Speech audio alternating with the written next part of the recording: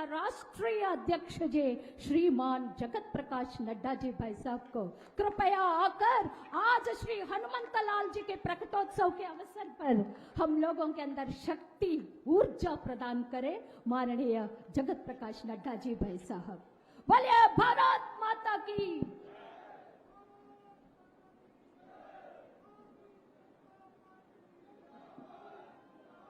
बोलिए भारत माता की। भाई आवाज में जोर होनी चाहिए। भारत माता की, भारत माता की, भारत माता की। आज के इस विशाल जनसभा में मंच पर उपस्थित हमारे भारतीय जनता पार्टी के प्रदेश के जुझारू अध्यक्ष श्री विष्णुदत्त शर्मा जी, हमारे लोकप्रिय प्रत्याशी, हमारे वरिष्ठ नेता, भारत सरकार में मंत्री सम्माननीय वीरेंद्र कुमार जी, हमारे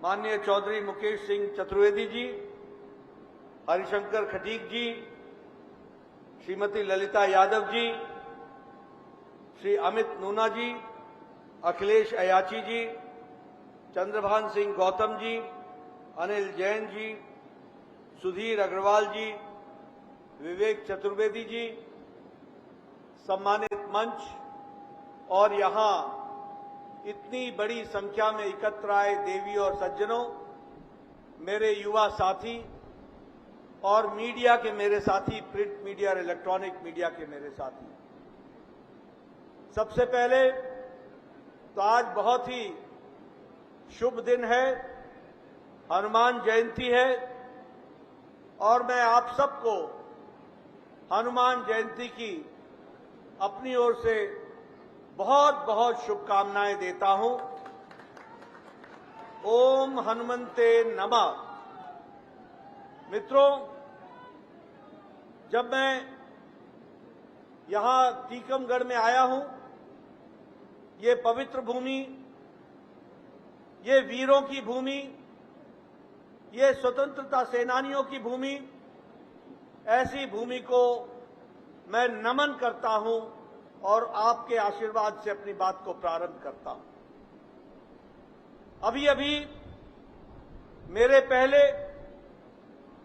हमारे वीरेंद्र कुमार जी ने और विष्णुदत्त जी ने चुनाव के सिलसिले में हमारे सम्माननीय प्रधानमंत्री जी के द्वारा किए गए कार्यों के बारे में विस्तृत रूप में चर्चा की है।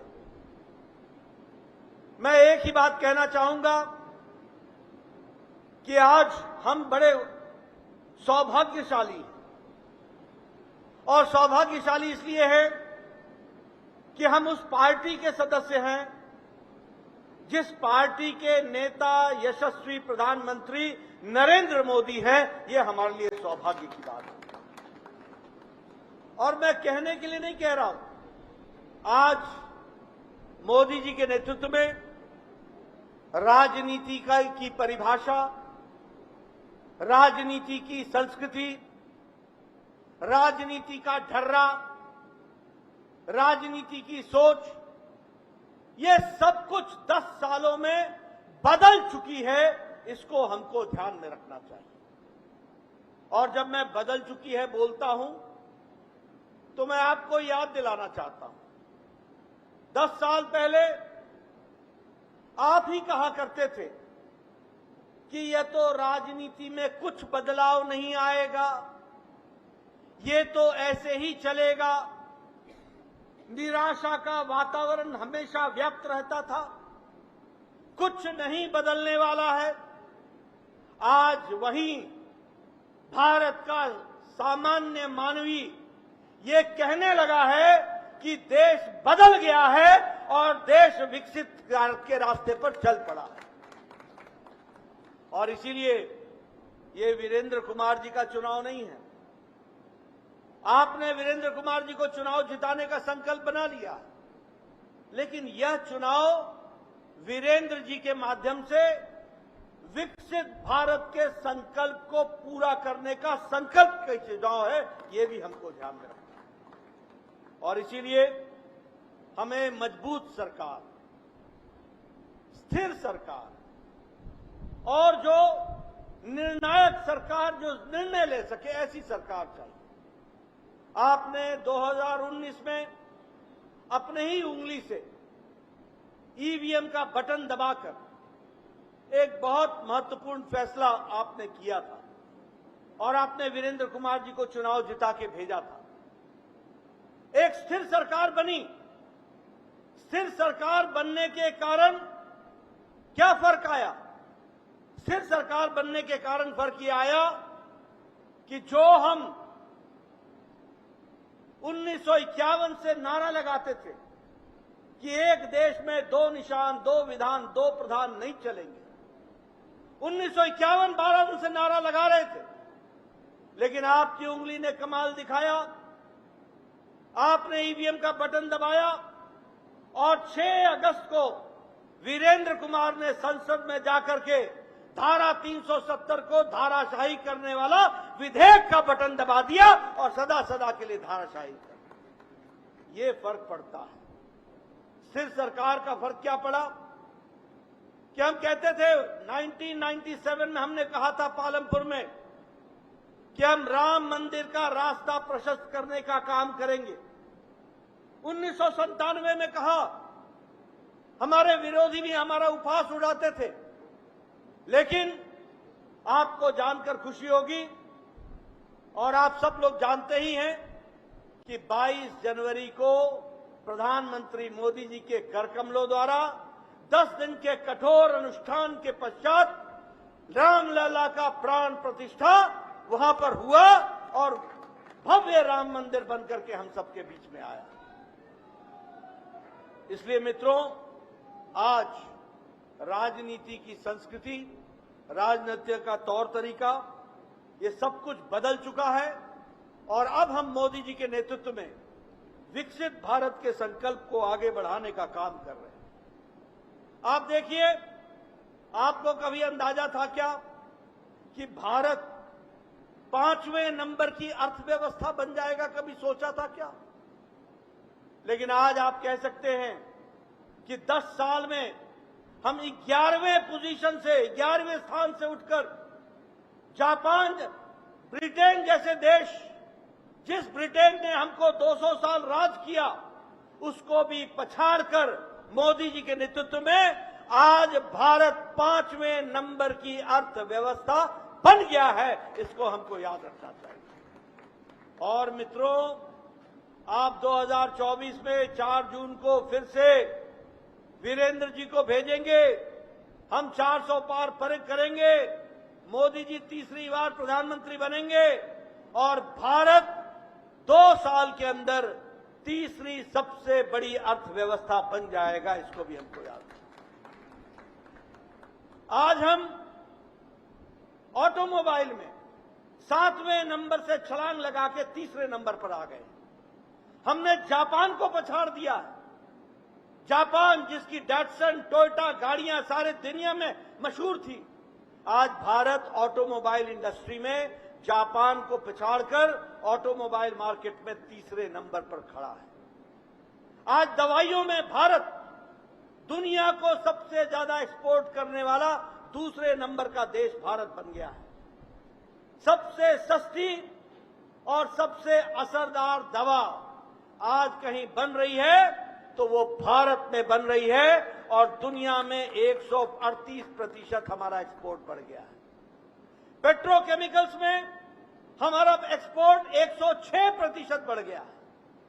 और एक बात और मैं बताना चाहूंगा, 10 साल पहले आप खिलौने भी चाइना से खरीदते थे और दीपावली में भी हमारे गणेश जी चाइना से आकर के आपके घर में विराजमान होते थे। आज टॉय इंडस्ट्री में भारत तीसरे नंबर पर आकर के खड़ा हो गया, एक्सपोर्ट में तीसरे नंबर पर खड़ा हो गया। आज आपको खुशी होगी आपके हाथ में मोबाइल है, सबके हाथ में। 10 साल पहले इसी मोबाइल पर लिखा होता था made in China, made in Korea, made in Japan. आज आप सबके मोबाइल पर लिखा हुआ है मेड इन इंडिया। ये अंतर है। एप्पल भी अब इंडिया में बन रहा है। विकास की दृष्टि से किस तरीके से काम को आगे बढ़ाया गया है वो आपके सामने है। स्टील के प्रोडक्शन में हम चौथे नंबर से दूसरे नंबर पर आ गए और उसी तरीके से विकास की दृष्टि से हम सब लोगों ने एक लंबी छलांग लगाई है।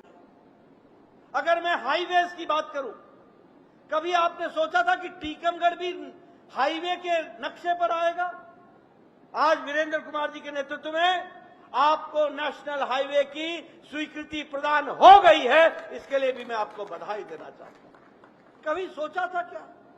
आज 1,65,000 किलोमीटर की सड़क 10 सालों में मोदी जी के नेतृत्व में बनी है।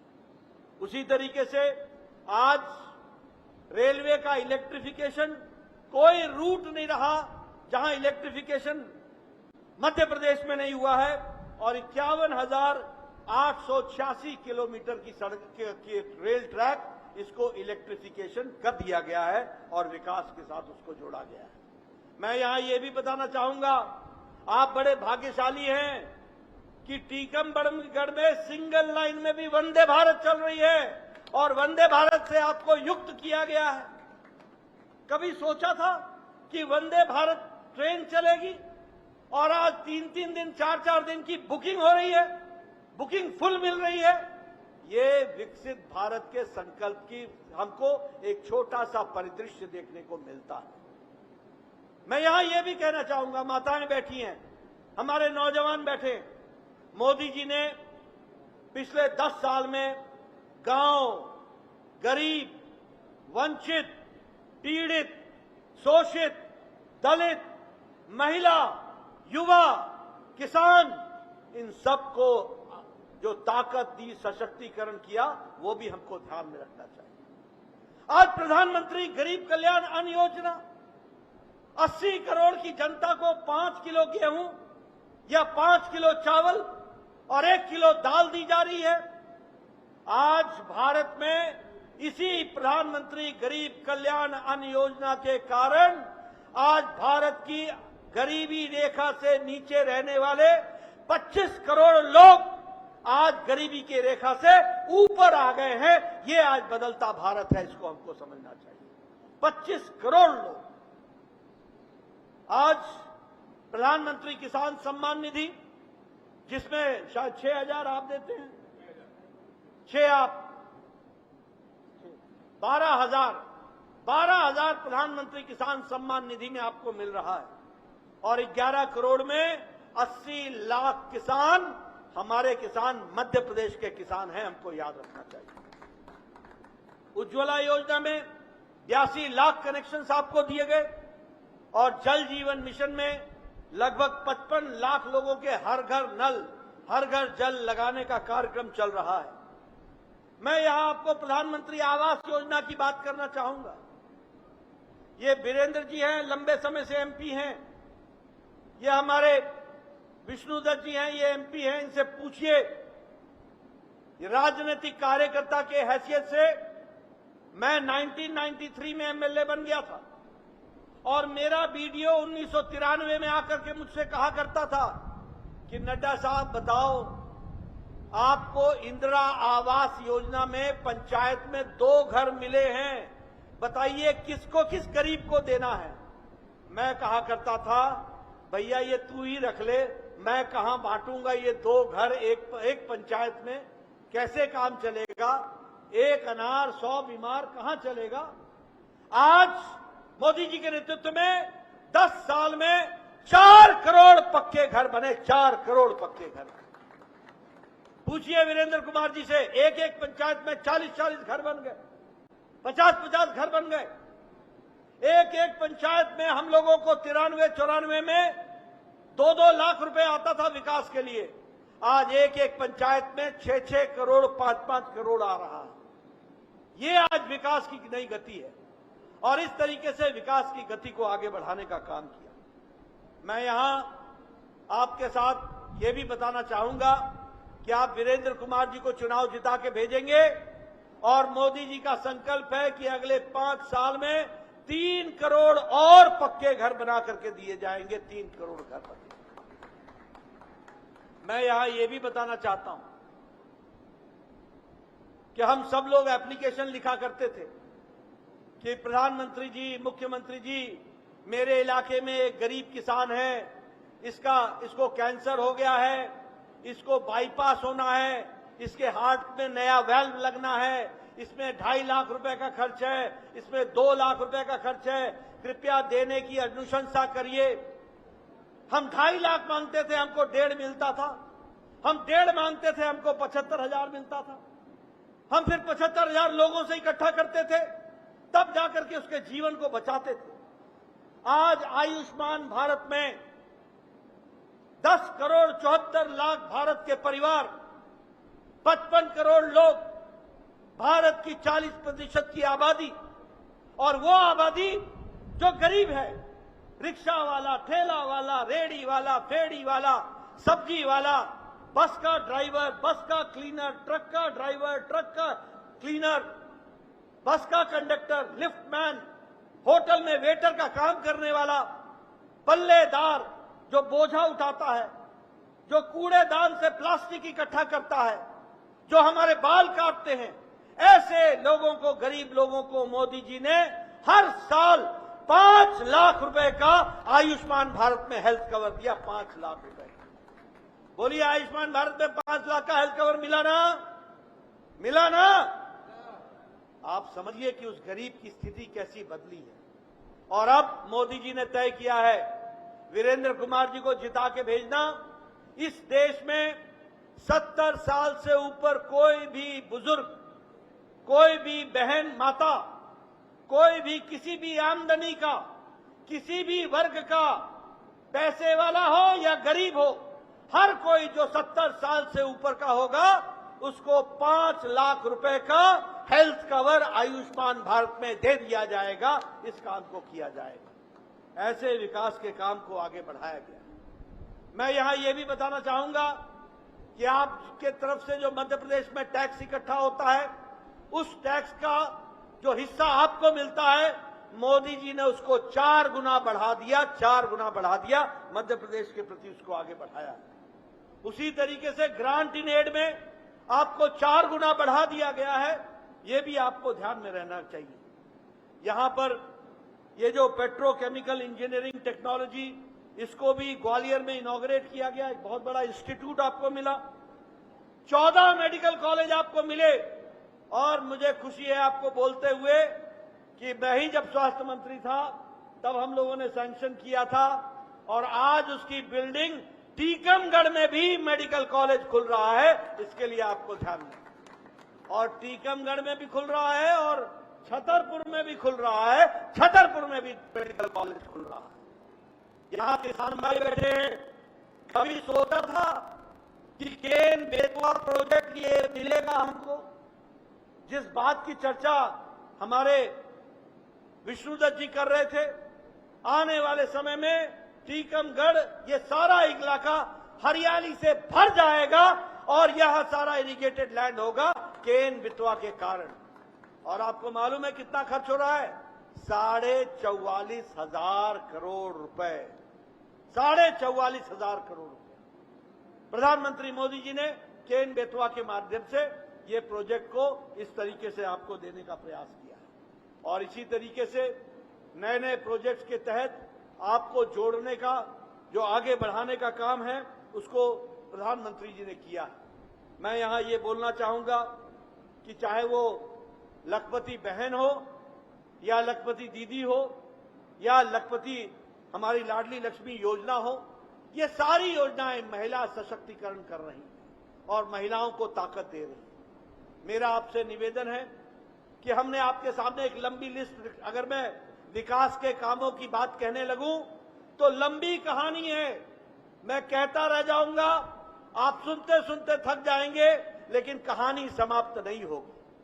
लेकिन ये चुनाव की बेला है, इसलिए मैं चुनाव की दृष्टि से आपसे सिर्फ एक ही बात कहना चाहता हूं कि आपको चुनाव करना है। एक तरफ वो लोग हैं जो मोदी जी के नेतृत्व में विकास करने के लिए लगे हुए हैं और एक तरफ वो लोग हैं जो अपने परिवार को बचाने और भ्रष्टाचारियों को बचाने में लगे हुए हैं। एक तरफ मोदी जी कहते हैं भ्रष्टाचार हटाओ और दूसरे तरफ इंडी अलायंस, घमंडिया गठबंधन ये कहता है भ्रष्टाचारियों को बचाओ। ये जो घमंडिया गठबंधन है, ये जो इंडी अलायंस है, ये अलायंस सिर्फ दो बातों का अलायंस है। एक, परिवारवादी पार्टियां अपने परिवार को बचाने में लगी हैं और दूसरा, इन लोगों ने भ्रष्टाचार किया है, ये भ्रष्टाचार को बचाने में लगे हुए। सब लोग इसी काम में लगे हैं, कोई और काम नहीं है। मैं पूछना चाहता हूं, बताओ कांग्रेस के जमाने में कोल घोटाला हुआ था कि नहीं? कोयला का घोटाला हुआ था कि नहीं हुआ था? जरा जोर से बोलो भैया, कोयला घोटाला हुआ था कि नहीं हुआ था? आप बताइए, कांग्रेस के जमाने में पनडुब्बी का घोटाला हुआ था कि नहीं हुआ था? आप बताइए, कांग्रेस के जमाने में हेलीकॉप्टर ऑगस्टा वेस्टलैंड का घोटाला हुआ था कि नहीं हुआ था? आप बताइए, कांग्रेस के जमाने में चीनी का घोटाला हुआ था कि नहीं हुआ था? चावल का घोटाला हुआ था कि नहीं हुआ था? कॉमनवेल्थ गेम्स का घोटाला हुआ था कि नहीं हुआ था? हमारे 2G 3G का घोटाला हुआ था कि नहीं हुआ था? ये कांग्रेस ने ना अंतरिक्ष छोड़ा, ना आसमान छोड़ा, ना धरती छोड़ी, ना समुद्र छोड़ा, ना पाताल छोड़ा। तीनों लोक में घोटाले ही घोटाले किए। ये कांग्रेस पार्टी का राज है।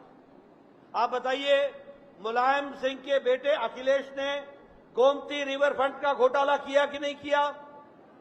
आप बताइए, लैपटॉप का घोटाला किया कि नहीं किया? फूड ग्रेन का घोटाला किया कि नहीं किया? आप बताइए, ये केजरीवाल ने शराब का घोटाला किया कि नहीं किया? आप बताइए, दवाई का घोटाला किया कि नहीं किया? आप बताइए, डीएमके के नेताओं ने बालू का घोटाला किया कि नहीं किया? आप बताइए, टीएमसी की ममता की सरकार के मंत्रियों ने ये टीचर भर्ती घोटाला किया कि नहीं किया? आप बताइए, डीएमके के लोगों ने बालू घोटाला किया?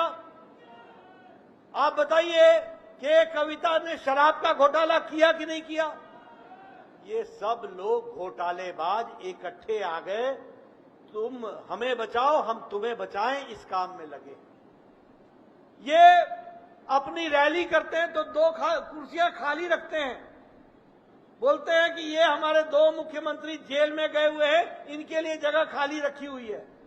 अरे 2024 4 जून का इंतजार करो, मोदी जी का भ्रष्टाचार के खिलाफ मुहिम और तेज होगी और लोगों को सजा मिलेगी। इस तरीके का काम होगा। आप बताइए, राहुल गांधी बेल पर है कि नहीं है? बताओ भैया, बेल पर है कि नहीं है? सोनिया गांधी बेल पर है कि नहीं है? पी चिदम्बरम बेल पर है कि नहीं है? कार्तिक चिदम्बरम बेल पर है कि नहीं है? संजय सिंह बेल पर है कि नहीं है? लालू यादव बेल पर है कि नहीं है? डीएमके के नेता बेल पर है कि नहीं है? टीएमसी के नेता बेल पर है कि नहीं है? आप बताइए, अरविंद केजरीवाल जेल में है कि नहीं है? आप बताइए, मनीष सिसोदिया जेल में है कि नहीं है? आप बताइए, सत्येंद्र सिंह जेल में है कि नहीं है? आप बताइए, आजम खान जेल में है कि नहीं है? आप बताइए, के कविता जेल में है कि नहीं है? आप बताइए, ये टीएमसी के मंत्री जेल में है कि नहीं है? आप बताइए, ये डीएमके के मंत्री जेल में है कि नहीं है? ये आधे बेल पर है और आधे जेल में है। ऐसी है इनकी सरकार और ऐसे हैं ये नेता और ऐसे हैं इनकी करतूतें। एक तरफ मोदी जी के नेतृत्व में देश आगे बढ़ रहा है, छलांग लगाते हुए आगे बढ़ रहा है, और एक तरफ ये लोग हैं जो गरीबों के हक पर डाका डाल करके अपने परिवारों को पास पोसने का काम कर रहे हैं। बताइए, ऐसे लोगों को आगे आने दोगे क्या? ऐसे लोगों को आने दोगे क्या? मोदी जी के नेतृत्व में हम आगे बढ़ेंगे ना? आप बताइए, 400 पार करेंगे ना? फिर एक बार और वीरेंद्र जी को जिता के भेजेंगे ना? भेजेंगे ना? फिर एक बार अब की बार बहुत बहुत धन्यवाद।